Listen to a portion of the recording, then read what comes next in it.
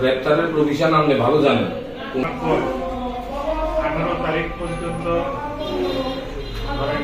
গোকুলনগরে হরিশনগর চা বাগানের সন্নিহিত এলাকায় নরেন্দ্রদেব বর্মা পাড়াতে গত 16 তারিখ একটা বীভৎস ঘটনা ঘটে।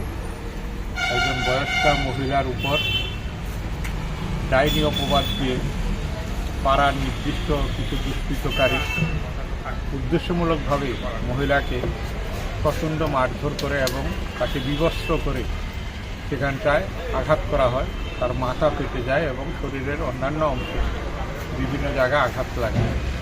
উনি এখনও চিকিৎসাধীন।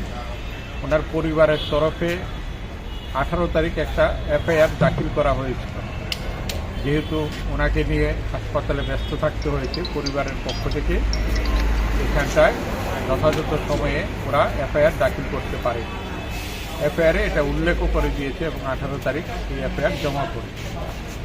এত বড় একটা নারকীয় ঘটনার পর পুলিশ 1-2 বার গেলেও এলাকায় আসামিদের গ্রেপ্তারের ক্ষেত্রে এখনও সফলতা অর্জন করতে পারেনি এবং এতে এলাকার মধ্যে বিভ্রান্তি বেড়েছে, মানুষের মধ্যে ভীতির পরিবেশ কাজ করছে। আমরা সিপিআইএমের পক্ষ থেকে একটা প্রতিনিধি দল গত পরশু আমরা সেখানটায় গিয়েছিলাম গতকালকে, এবং গিয়ে এসে এটা পুলিশকে আজকে অবগত করলাম এবং একটা ডেপুটেশন দিলাম যাতে আসামিদের অবিলম্বে গ্রেপ্তার করা হয়, দৃষ্টান্তমূলক শাস্তির আওতায় আনা হয়। তাহলে এলাকায় শান্তি শৃঙ্খলা রক্ষা এবং এই যে কুসংস্কারের নাম বিক্রি করে অসৎ উদ্দেশ্য নিয়ে জনগণের উপরে আক্রমণ, এটা বন্ধ করার ক্ষেত্রে যাতে পুলিশ উদ্যোগী হয় সেই ব্যাপারে পুলিশের কাছে আমরা দাবি জানিয়েছি।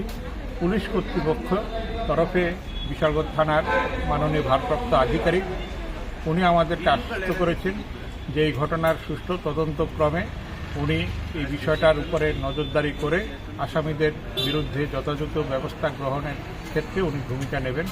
আমরা ওনার কথার উপরে ভরসা রাখছি আপাততভাবে। পরবর্তী সময় দেখে না হলে উচ্চস্তরে আমরা আবার অন্য কোথাও আবার ডেপুটেশনে যাব।